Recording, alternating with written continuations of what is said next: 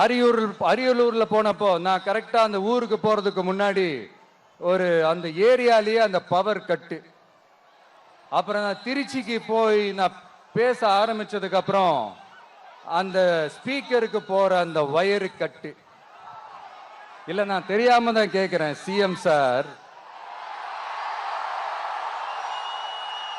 For example, இப்போ ஒரு RSS தலைவர் இங்க வராருன்னு வச்சுக்கோங்க, இல்ல நம்ம பிரதமர் மோடிஜி அவர்களோ இல்ல உள்துறை அமைச்சரோ இங்க வராருன்னு வச்சுக்கோங்க, இந்த மாதிரி கண்டிஷன்ஸ்லாம் போடுவீங்க, இந்த மாதிரி பவர் கட் பண்ணுவீங்க, இந்த மாதிரி வயர் கட் பண்ணுவீங்க.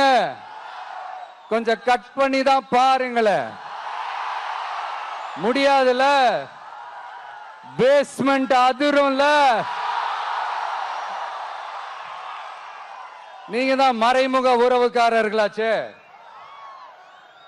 இதாவது பரவாயில்லைங்க.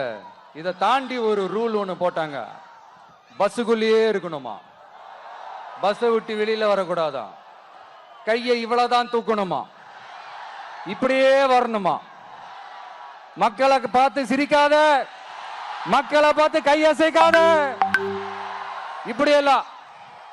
ஐயோ ஐயோ, நானும் என்னவோ ஏதோ நினைச்சேங்க. செம்ம காமெடியா இருக்குங்க. I am just enjoying like anything. நேரடியாவே கேட்கிறேன், சிஎம் சார் மிரட்டி பாக்குறீங்களா?